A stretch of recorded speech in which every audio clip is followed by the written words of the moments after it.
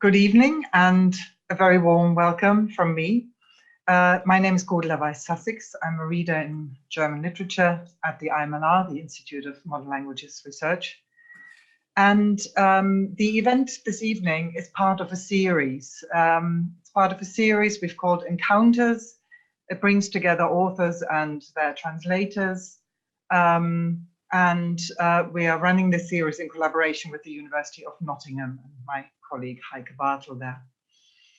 So today, I really am delighted to have to be able to welcome author Dörte Hansen and translator Anne Stokes.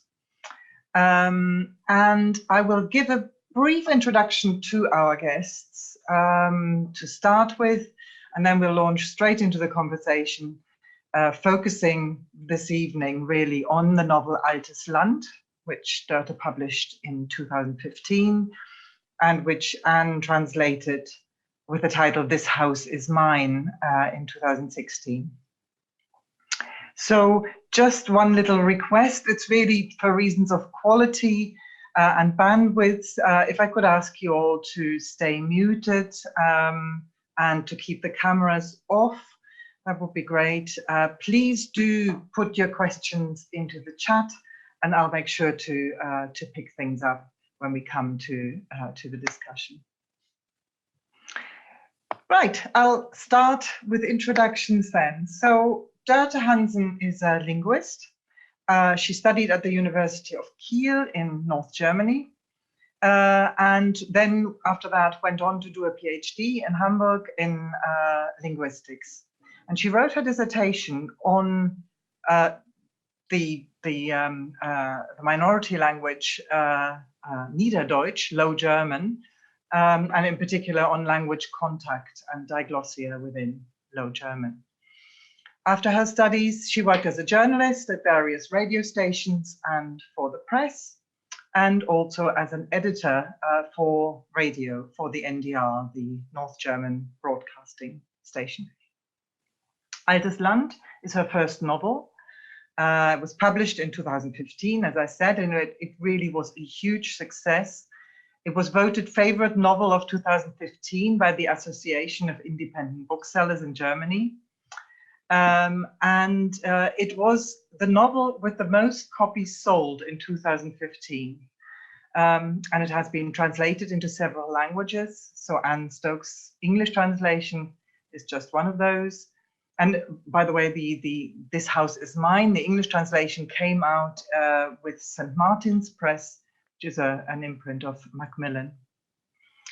Dörte's second novel, Mittagsstunde, was published in 2018, and again has received great praise, both from readers and from the literary establishment. And a big welcome also to Anne. Anne Stokes is a literary translator. She's also a lecturer in German and translation at the University of Stirling in Scotland. She holds a PhD degree in German literature and a PhD in English literature in creative writing and literary translation. She co-directs the translation studies programs at the University of Stirling, and she translates literary and academic, and both literary and academic texts from the German, including work by Sarah Kirsch and Monika Rink. And in fact, her volume of translated poetry by Sarah Kirsch, entitled Ice Roses, came out in 2014 and was shortlisted for the Oxford Weidenfeld Translation Prize. With This House Is Mine, actually got a joint accolade for both author and translator, because it was longlisted for the Dublin Literary Award in 2018. The Dublin Literary Award is an award for novels written either in English or translated into English.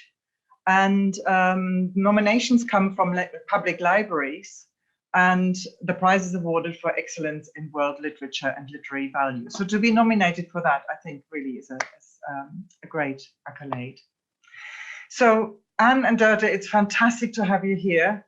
The Zoom culture, the new Zoom culture has made it possible, I think.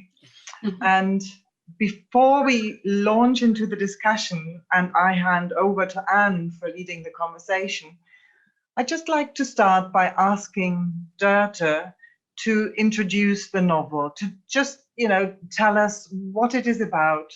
And probably also we should say, what is the title Altes Land referring to? Altes Land refers to a region in Germany, North Germany, just south of the River Elbe, which is very close to Hamburg.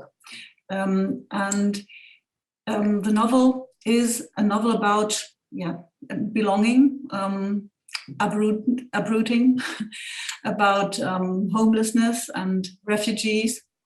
And actually there are two settings in the novel. There's one setting in Hamburg, a gentrified neighborhood of Hamburg-Ottensen, where one of my protagonists, Anne, lives with her family, and she's not really feeling well there. She's not making a connection with all these latte macchiato moms in her gentrified neighborhood. She's feeling lonely and always feeling not very capable of her mother job. And then also she's not very happy with her job because she's teaching flute lessons to very small children.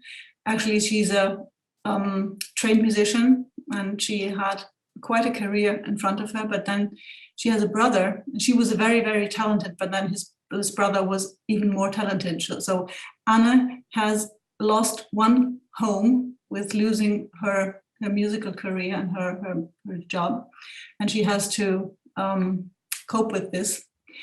And then she discovers that her husband is cheating on her, and then she decides to leave Hamburg.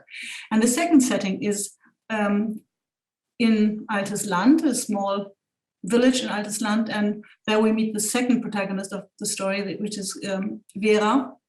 And Vera is a refugee from the Second World War. She came to Altes Land in 1945 with her mother and had to flee from East Prussia.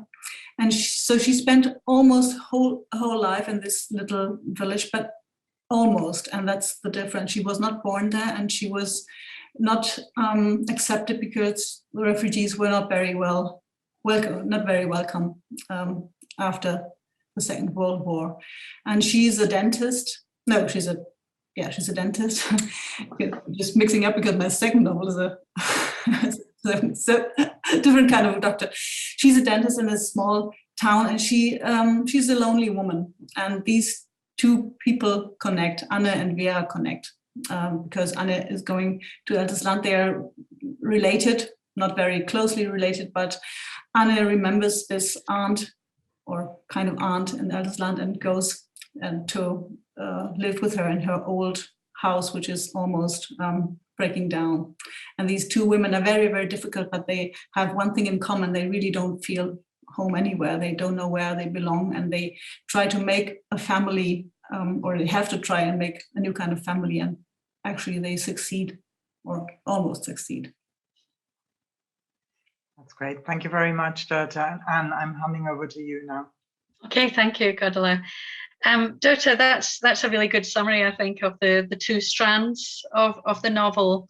And we're going to look through the readings, I guess, at the alternating tonal shifts and the stylistic changes that accompany those themes. Yes. But I was wondering, something I've been wanting to ask you, and we didn't have time because obviously the translation process from getting the contract to handing in the manuscript was about 3 months, and it was quite hectic, getting everything, just dealing with the text itself. But I wondered about what the origin of the novel was, where these themes have come from, the two different strands of interest that you've pursued through writing this novel. I think writing a novel is quite a messy or chaotic business, at least the way I do it. So it's the origin is a little obscure. I think what starts a novel for me is not really a plot. Plot is actually something that comes to me very late. At the beginning of a novel, there's an idea, a question, or a set of questions.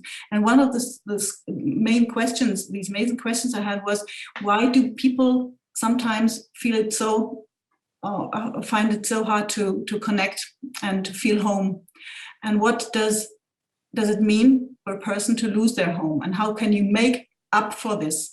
And actually, all the characters, or all the characters in this novel, are dealing with these questions, one or the other. And these two settings that I have, I remember that when I started the novel and I started talking with my lecturer, that she was really wondering, or she asked me, "Are you sure that you want to write one novel?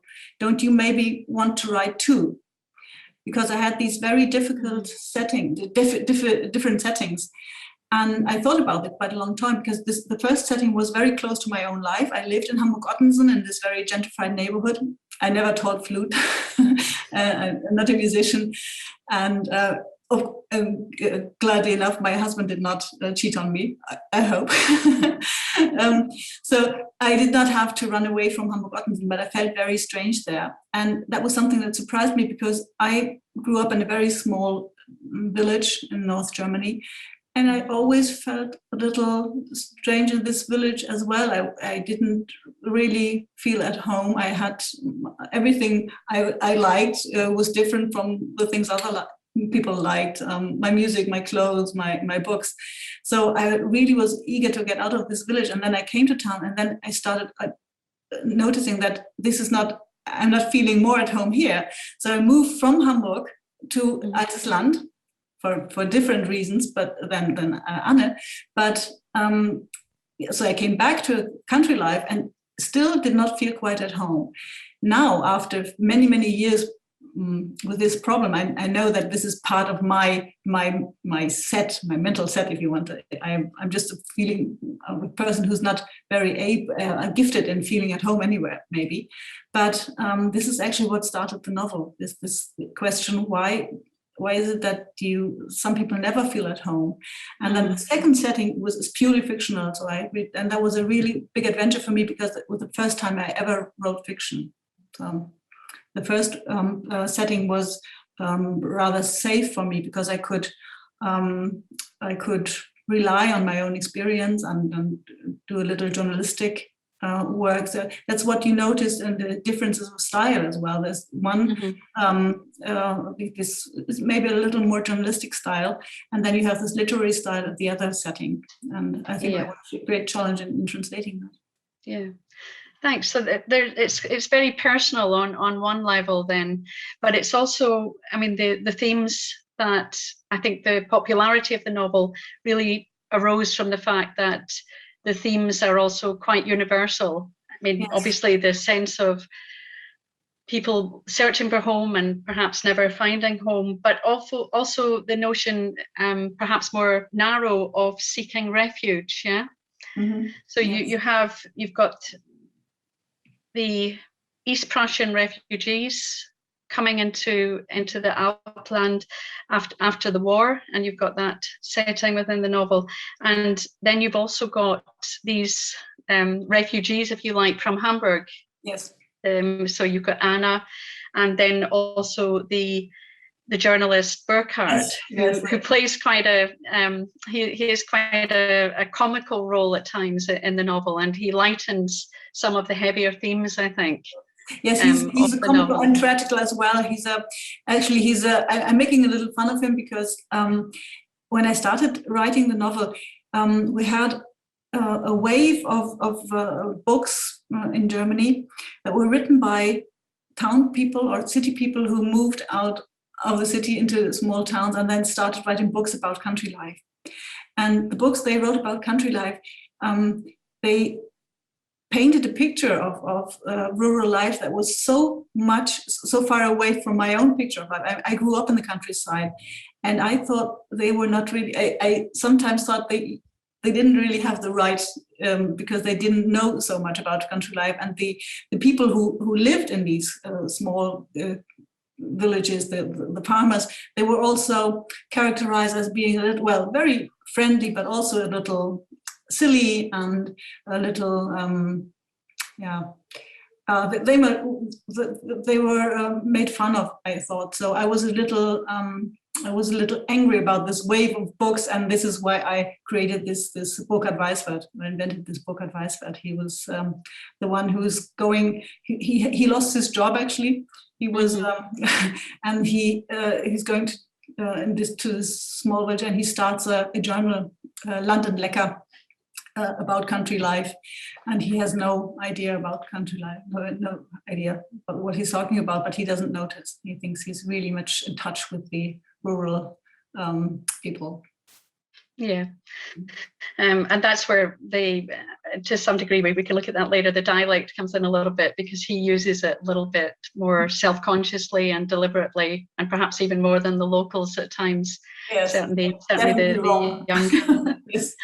the younger locals, yeah. And also, I mean, apart from obviously within Germany, people seeking refuge, and we have the East Prussian movement towards Germany, or the flow of refugees. But then this, in terms of the novel's popularity, I think it was just the beginning of the refugee crisis, wasn't it, when it appeared, or there were rumblings of it. It wasn't quite at the peak of that, yeah. But obviously that resonated too. And I thought one of the most effective lines in the novel was the last Eckhart, a refugee, because this young East Prussian girl, Vera, who's at the heart of the novel, in her 70s, later on as Anna's aunt, came as a 5-year-old to the farm, yeah, in the Outland, and is very much out of place together with her mother at the time, but ends up inheriting the farm. And it's never really forgotten, is it, that she's a refugee by the people in the community. So this whole notion, I mean, obviously, of individuals finding or feeling at home pervades the novel, but then this idea of what in particular is it like to be a refugee seeking and trying to find a new home and forget the one that you left behind to some degree, yeah. And I think that might be a good place, perhaps, Godela and Jane, for the first extract reading for Dörte, with the opening of the novel. Okay. Perhaps. And we can talk a little bit about the style after that. Okay. The first chapter is called Kirschbäume, cherry trees. In manchen Nächten, wenn der Sturm von Westen kam, stöhnte das Haus wie ein Schiff, das in schwerer See hin und her geworfen wurde. Kreischend verbissen sich die Böen in den alten Mauern. So klingen Hexen, wenn sie brennen, dachte Vera, oder Kinder, wenn sie sich die Finger klemmen. Das Haus stöhnte, aber es würde nicht sinken. Das struppige Dach saß immer noch fest auf seinen Balken. Grüne Moosnester wucherten im Reet. Wie und First war es durchgesackt. Vom Fachwerk der Fassade war die Farbe abgeblättert und die rohen Eichenständer steckten wie graue Knochen in den Mauern. Die Inschrift am Giebel war verwittert, aber Vera wusste, was dort stand. Dit hus is mien und doch nicht mien. Die Nomi kunden ook noch zien. Es war der erste plattdeutsche Satz, den sie gelernt hatte, als sie an der Hand ihrer Mutter auf diesen alternden Hof gekommen war. Der zweite plattdeutsche Satz kam von Ida Eckhoff persönlich und war eine gute Einstimmung gewesen auf die gemeinsamen Jahre, die noch kommen sollten. Wofür kommt denn noch von Jaupolacken? Ihr ganzes Haus war voll von Flüchtlingen. Es reichte. Thanks. So that was the opening passage of the novel, and I think it was described in the New York Times as a sort of Gothic opening, wasn't it? Yes. But so that it's heavily evocative and poetic. The rhythm as well has, in terms of the translation, has to be captured of the German text, and the sound travel, the vowels, it's obviously with its that poetic quality. So that was already a very distinct style in terms of approaching it. Yes, as a translator and as a writer, yeah. Yeah, as a translator, I can imagine, because something that's really important to my novels, and I think maybe it's because I spend so much time working for radio, I always read the text aloud when I write it, and I very much work rhythm, and on the first thing, or the first big decision that I have to make is the key, really, of this novel, the tonality, the rhythm and the sound. And this is even, actually, this is maybe even more important than the plot. Plot comes as the novel develops, and I think this is extremely difficult. How did you well, for me, I guess I came to this also from poetry translation, and I just translated, well, a couple of years before I translated a selection of poems by Sarah Kirsch, and those are obviously also very evocative, also of place, and with this. So I'd been sort of practiced in that a little bit, I guess, but that was certainly something that drew me to the novel when I did a sample of the first 2 chapters for New Books in German at the time. Was this very powerful, evocative opening to the novel, and then the humor that follows, including in that first chapter. And perhaps it would be, I don't know if it would be interesting. And the one thing you probably noticed, this house is mine een, this house is my own, and yet the house is mine een, and yet not my own. Yeah, and that's there. I'm using Old Scots for this inscription, the old Gothic inscription. And I'd done that actually in the sample. I'd used Old Scots for some of the dialect but the American publisher, as Dörte and I were talking about the other day, having picked the novel up, obviously the role of dialect or the lack of dialect to some degree in mainstream American writing and in the media, they tend to have a sort of Midwestern sort of standard, if you like. That obviously wasn't able to come over. We couldn't, certainly not use Old Scots with the American publication, but the decision was made to use colloquial language, which Dörte and I had both agreed on, or agreed with as a decision, because really there's a big contrast in the novel, I think, between the city life and the city people and those living in the countryside, in terms of how they interact with each other and the ease of those interactions and the genuine nature of those interactions. So to some degree that was caught, or an attempt was made at least to capture that in the American version with colloquial American but it should be pointed out, I think, as well, that although dialect often comes up in relation to talking about Altes Land, it's not written in dialect. It's no. It's not like Irvin Welsh's Train Spotting or whatever. It's really in the Outland dialogues that we have it. Yes. And also my dialect's not very long. It's very brief. So it's only to give an impression of how people in this village talk, and also that they do not talk very much at all. So exactly. So a lot of it's a way of characterizing people as well, isn't it? Yes. And I think the solution that you use to use the Old Scots and the colloquial English. You've taken the quite unusual step, I think, to explain that in the novel. You have a footnote and you explain that. I thought that was very good, actually, because it draws people's attention to something they might otherwise take for granted. Yeah, exactly. And at times it was possible or necessary to point out that someone was speaking in dialect, and then there's the character Burkhardt, this Hamburg journalist, who quite consciously tries to adopt all of the terms. I think the ZDF adaptation of the novel picked up on his moin, moin for, and sort of, I think I came up with howdy for that, or exactly, just sort of a little bit corny, if you like. Exactly, and that's just the way he is, really. So that he's a little bit, but you're also quite kind to him, I think, and in the end he gets a big prize. I pity him a little because he's not really Well, in the end, he's doing fine, but yeah, exactly. And you mentioned the ZDF production, so the TV production, but I wonder if I can throw in the radio adaptation here, because I think in the radio adaptation there was a little more leeway to use the language in a more expansive and a more interesting way. Dörte, is that right?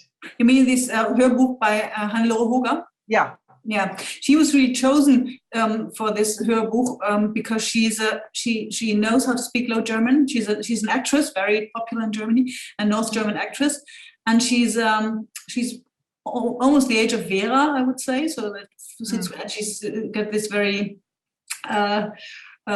deep voice, and she really knows how to pronounce Low German. And I think she's a good choice for this recording. She did very well, but she's really how do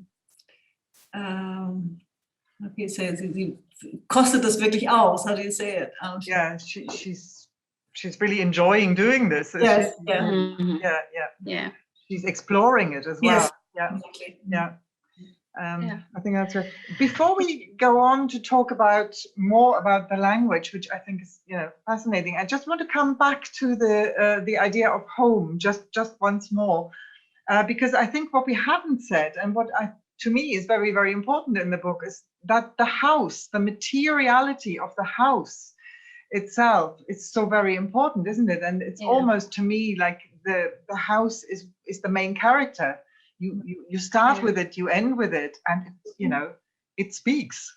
It is a character, really, my novel. And I think if you know what the houses in Altes Land look like, they are very, very impressive farmhouses, huge farmhouses, and this quote that Anne finds, or that's written into the house of Vera. Inscription, yeah. Inscription, yes. This house is mine and not mine. This is something I really found in one of these houses, and I thought, and it goes on. This house is mine und doch nicht mein. Der nach ihm kommt jetzt auch noch sein. I don't know how to translate the whole of it. Yeah, he who follows, or those who come after me will call it theirs, or whatever. Yeah, or he who comes after me will call it his. Not mine. And I thought, this is what a responsibility.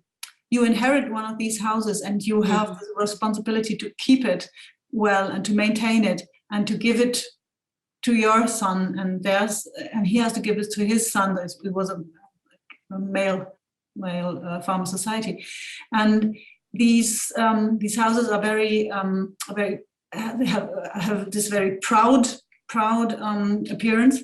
Mm-hmm. They also are a real burden, and that's something that Vera experiences as well. On the one hand, she's really at home in this house, finding a new home, but then she's not really. She doesn't dare touch anything. She's afraid of changing anything in this house because she has this superstitious idea that whenever she changes something, this house might collapse. So this house is a home, but it's also a threat. And this ambiguity of these houses, that was very important to me.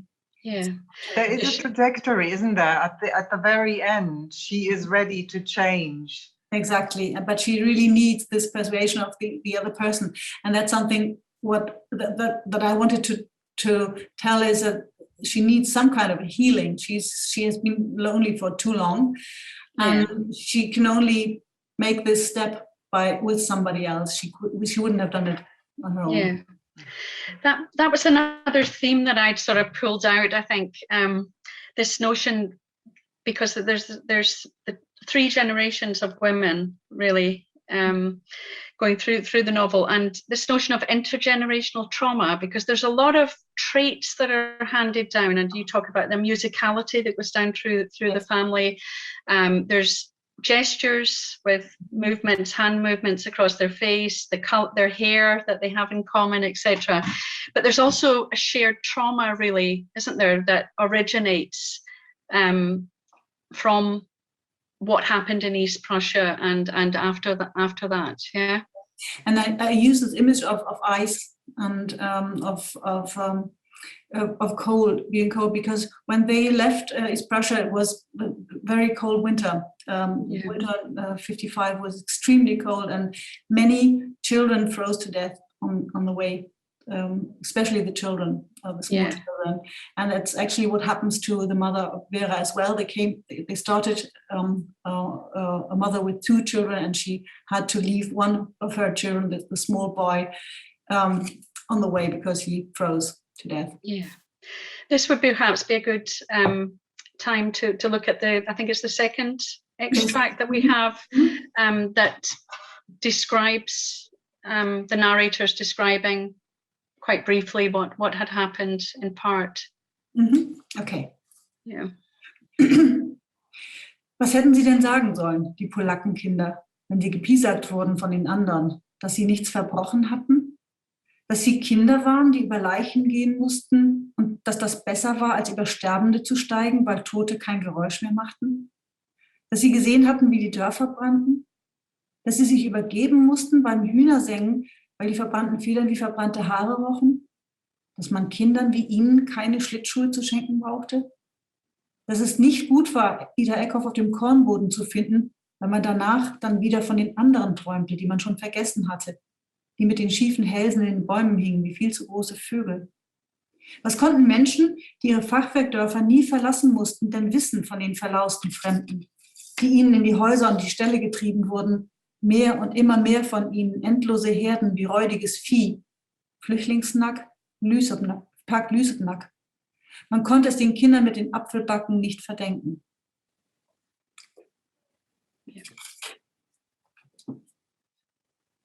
And again, that's one of those passages from the past that becomes highly poetic in its rhythm and sound travel throughout. Yeah, and this is these are interspersed as well.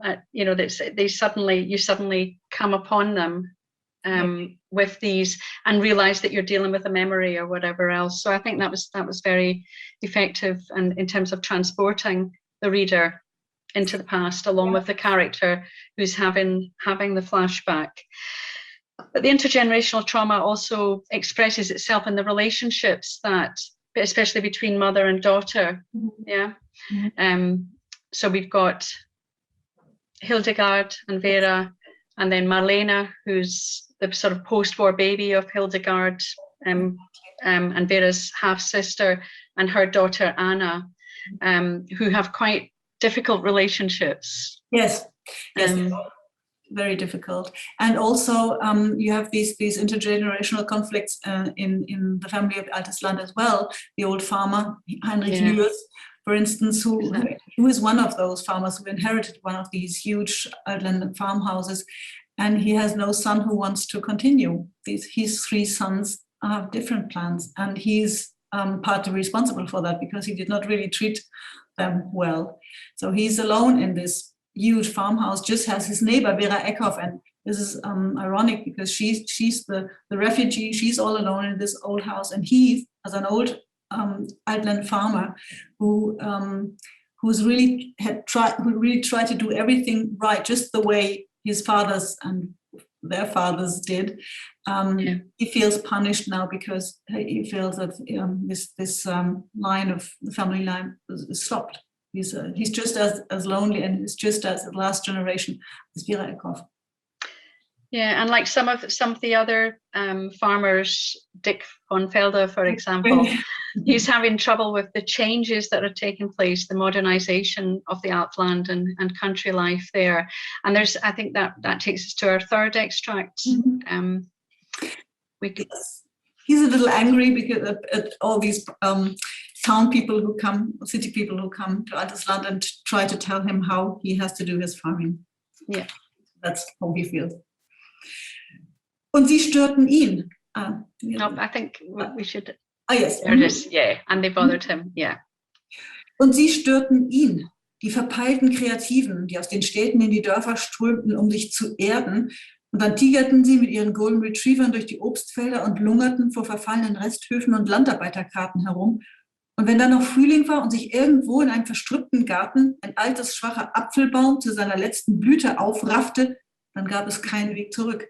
Dann hatten sie Blut geleckt und setzten sich wie die Zecken hier fest, wie Burkhard Weiswert und seine Frau. Diese verspannten Großstadtelsen mit ihren Sinnkrisen quengelten nur marode Reddachhäuser wie ihre Töchter früher mein Pony. Es war so süß. Sie mussten es haben. Sie würden sich auch immer darum kümmern. Und dann fingen sie an, die Backsteinruinen für ein Schweinegeld aufzumöbeln und ihre Bauerngärten anzulegen und in den alten Ställen Keramikwerkstätten einzurichten. Und wenn sie dann noch immer nicht kuriert waren, kauften sie Schafe und fingen an, ihren eigenen Käse zu machen. Und alle, ausnahmslos alle, diese neuen Landmenschen, kochten wie unter einem heimlichen Zwang Gelee aus alten Apfelsorten.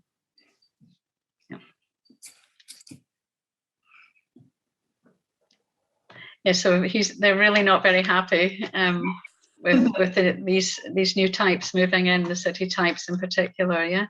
But then another theme of the novel is the fact their own complicity in the change that occurred, yeah. Not least, well, they didn't speak dialect with their children, and so they let the language die out. They didn't maintain the houses or couldn't maintain the houses perhaps, and then ended up using artificial materials to cover the timber frame over, or to patch them up in some way. So that they don't get off lightly either in terms of the changes that have occurred. Yeah. But if I can come in here on the translation, I think, Anne, you are capturing that tone. It's a completely different tone, isn't it, to the extracts we had before? You're capturing that tone really well. So what was that? Did you have to sort of switch, your mode of writing there?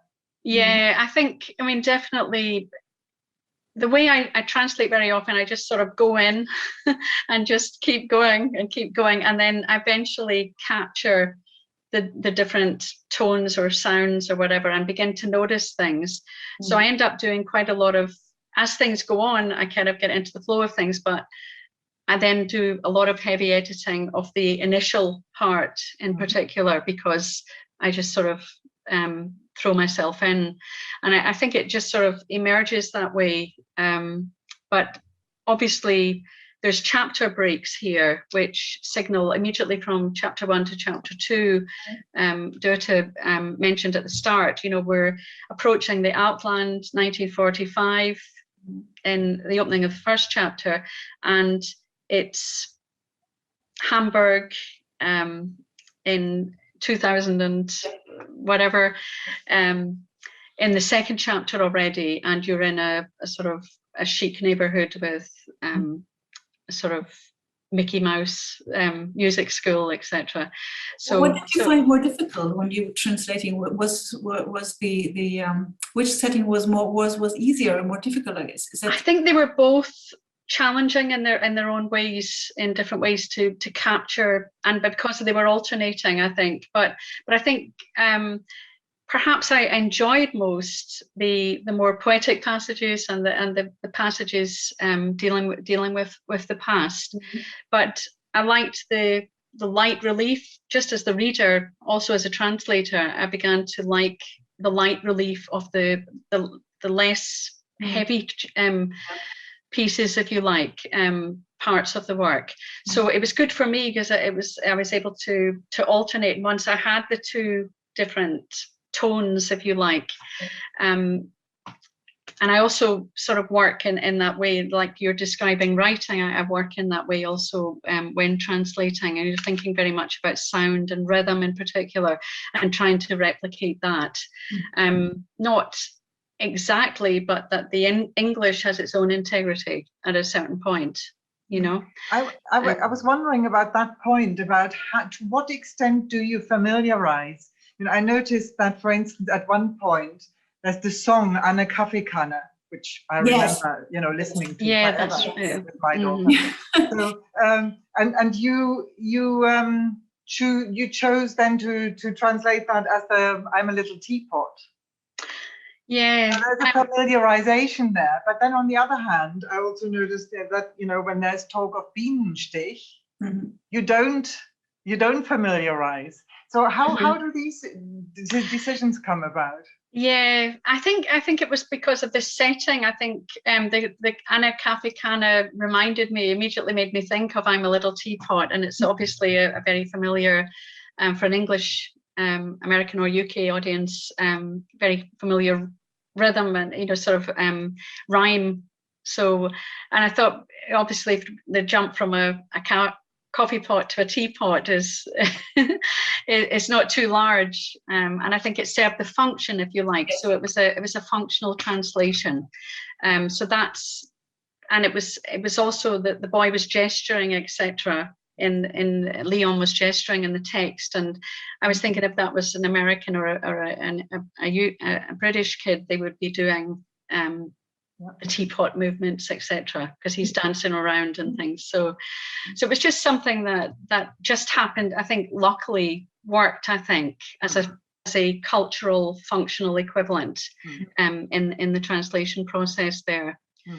And then at other times it was necessary to be a little bit more inventive. I think there was a wordplay, for example, with the down the hatch, and it was all about, there was something going on in the German, I can't remember exactly, but it was about a play on the X and the fact that Anna was, and so down the hatch became down with the X kind of thing. So some little adjustments had to be made at times, but to try and get the same meaning across, or the same sense in terms of how things were playing out as well, because it's not surprising that Sadie F picked it up as a drama, because it is highly visual, I think, the text, and also obviously highly dramatic. You're taken to places and you're watching people playing out scenes together, and it is hard not to see it or to have your own image of it.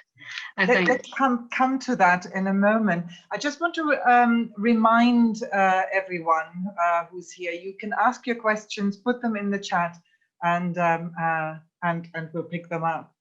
But yes, let's go to this ZDF adaptation. So it was a two-part adaptation, and I did think that, as you were just saying, and I really did think that the opportunity to work with images worked quite well in some instances. There's this moment, for instance, which is a key moment in the novel, where the younger generation, so Vera and Vera's husband, are taking out having taken out the wardrobe, the old wardrobe that belonged to her mother, and it's in the ZDF adaptation, it is like it's carried like a coffin.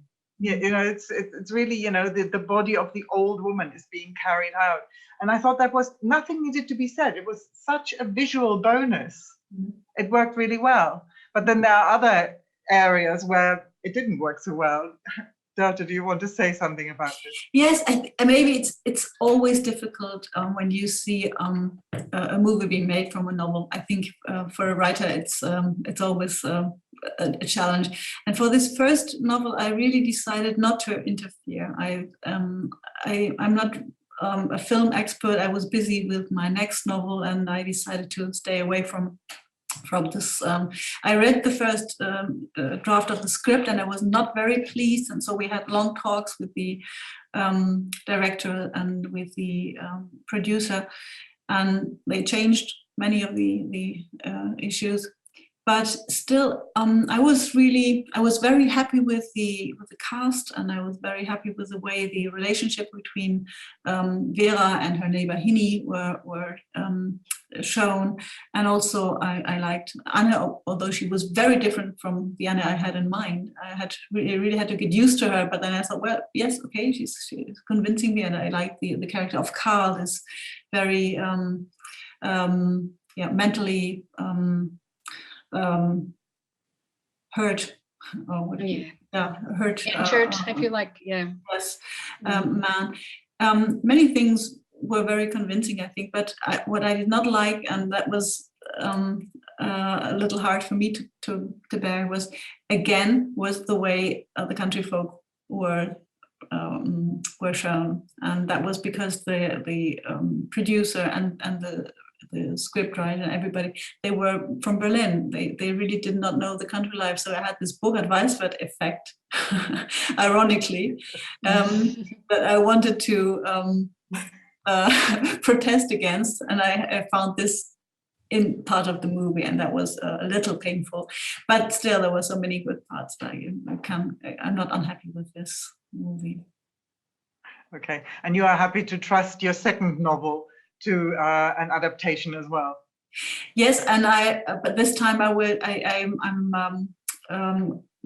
in the process the whole time. We're a team now. There's a script writer, and we are in close contact, and we discuss everything. We discuss the cast and the setting and the costume and everything. So maybe if this goes wrong now, it's my fault as well. I can't complain.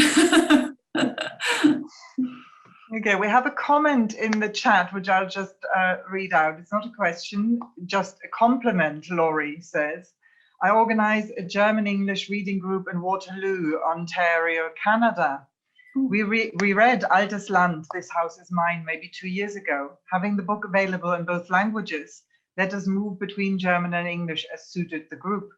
Our conversation changed language as needed, and people could read in whichever language they felt most comfortable.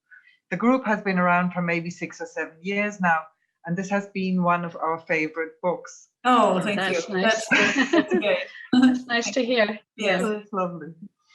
Can I ask, Dörte, you probably have read there was an article by Iris Radisch in Die Zeit. I can't remember now when that was, and I didn't take it down. But she was making the point that this is a new kind of Heimatliteratur, so a new kind of, getting to grips with this idea of regional homeland, not one guided by sentimentality and by a fantasy of the urban dweller, but one that really gets to grips with the character and the reality, the history of the area. And she's kind of putting the thesis out there that there is a whole body of new writing that does this, and sort of takes stock of things before they go away, before they are forgotten. And one other example she mentioned there was Judith C.'s Unterleute. Yes. Did you see yourself in that description? Yes, I did. But I prefer the word Herkunftsliteratur to Heimatliteratur, actually. I think because Heimat is, in Germany, it's still not a very easy concept, although it's not wrong. And I think that we have a new relevance for this kind of concept, because we are also cosmopolitan. We do not spend the whole life in the village we're born to, like our parents or grandparents did in the town. Today we can choose. We have all the choices. We can choose where we want to live, what we want to live from, with who, and we pay for these choices by a feeling of not belonging. Is my thesis, and this is, I think, one of the reasons why we have so many novels dealing with this topic, because we have to look for an idea of Heimat and of home that is no longer connected to a specific area or a specific village, but we have to make up for it in a different way. And the whole freedom that we have, the freedom of choice, we have to pay with a little feeling of homelessness, a general feeling. I think this is something that can be felt very strongly. I completely agree, and I think it comes out in your novel very, very strongly, because there is, the strong regional grounding, but of course also the feeling of never quite belonging, fitting in. Yes. Mm-hmm. Yeah. Mm-hmm. Okay. We have a little time left, which is wonderful. Can I start, I mean, Anne, I'm sure you have lots of other questions as well, but I just want to get a little question in here on your second book, Mittagsstunde, which was just as successful as Altes Land, and really sort of digs deep into one particular village and looks at the, you know, how this village is constituted socially, but also historically. How was that very much grounded in research, that book? Research and experience, both. Actually, was I always have the feeling that Altes Land was the first novel, and I sort of practiced my fictional writing. I did not know how to do it when I started it, and Mittagsstunde is actually even closer to me than Altes Land, because what I wanted to tell or write about was the end of the rural age, of agricultural age, and this structural change. And there's a big loss. I think we're losing something now, which is not all that bad. It's I just wanted to remind or remember the old kind of villages, these rural villages, peasant life and farmer's life, because before it's all gone and vanished, because that's what we are just experiencing now. It's the end of this agricultural age, and I was very much influenced by this farmer's village that I grew up in, and I on the one hand I'm sad about these deep changes in the landscape and in the dying of farms, and on the other hand, I wouldn't be here and wouldn't be a writer if things hadn't changed dramatically in the 1960s, where we had this Bildungsboom, and we had buses coming with books, libraries coming to the small villages, and girls from my background being able to go to school and make Abitur and go to university. So it's a little melancholy, and on the other hand, I'm grateful for the changes, but they are very profound, I think. And it's Will we see it translated?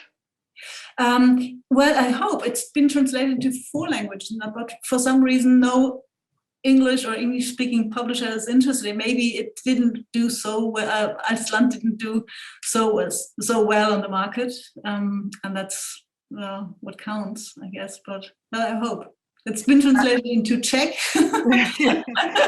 I'm sure you would be up for it. It would be great to see another translation from you. Yeah. There's also a question in the chat that for you. So I'll just read that out. Gwen is saying, I read Altes Land with my German book group recently, all translators, and I loved it. But I got a lot more out of it after I did some research about the refugees who came to Germany from Prussia, East Prussia. This part of history is well known to German readers. My question is for Anne. Were you tempted to put some extra material in for the English reader? Yeah, I've added there a comment. I mean, I can't think exactly of examples, but I'm sure I usually in that situation would add some parenthetical or, very brief explanation perhaps at times to help the English reader along. What isn't possible really in a work of fiction in translation is to add any kind of footnote or any broader explanation, which may even be necessary. But I think it's interesting that when you were reading it in German, you were tempted to go off and do some research, Gwen. And I hope, and I think that often happens to me when I'm reading in English as well, is that sometimes subjects arise and you end up researching them more. And I think that's what Dörte's book would probably lead not only German readers to do, but also English readers who wanted to know more about the situation post 1945 with regard to East Prussia. Yeah. It's a part of German history that's not that hasn't been so much talked about in Germany either, because it was difficult. So many people had to suffer during the Second World War, and the Germans were the one who started the war. So there was not so much consideration for those Germans who suffered, because I think for a decade, or maybe for one generation or maybe two, even people in Germany didn't really want to hear those stories, because they were very much preoccupied with looking forward and going into the future. So there was a lot of not talking, a lot of silence about this subject, and it was very well known in many families, but it was not very much talked about. I was amazed when I wrote the novel, and I thought, well, everybody knows about this, but I heard and I read from many people who wrote letters to me that they found that it hadn't been described so much in literature. Well, there were a lot of sensitivities around the subject, Exactly. weren't there? So Yes. And there's also the returning soldier, Karl, the German soldier, who has PTSD, I suppose we'd say nowadays, but that was also traumatic for a lot of young German men returning from war, I'd just like to pick out the last question that we have time for. Franziska is asking, so she's saying, thank you very much for the fascinating discussion. And in terms of reception, have you received any feedback or comments from people who actually live in Aldersland now about how they perceive the depiction of their region? Yes, and they were very different. There were many people that I had contact. I spent 10 years in Aldersland. I lived there 10 years in a small village, and I had friends there, and none of these friends felt insulted or angry about it. But there was quite there were many people who were not pleased with this novel, and especially about the way I described them in relationship to the refugees. There was many people thought that they did not treat refugees so badly after all, and of course not everybody did, sure, but there was quite a resentment in Aldersland. Not everybody was pleased, especially these people from these very big farms, where sometimes they felt criticized. That said, you also depict people who are generous towards the refugees in the novel, Yes, I tried to make sure that, and also I tried to describe Hildegard as not a very easy and not very kind person, and she's very difficult, and she's not the typical victim that you could pity. So she's a woman who's going her way, and she's losing her, or she's leaving her child behind afterwards, her daughter, because she wants to start a new life and she doesn't fit in anymore. So I made sure that this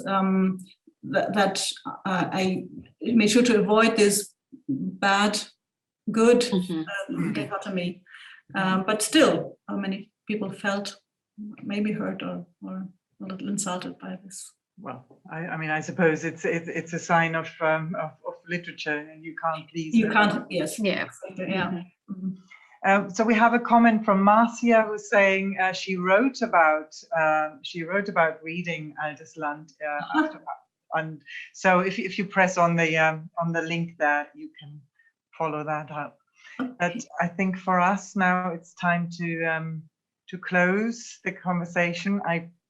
I'm very, very grateful. I think it was really, really interesting, and I hope that those of you who listened and who haven't been able to read the book before will now feel they want to go to it.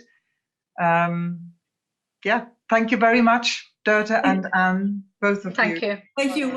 Thank you for that.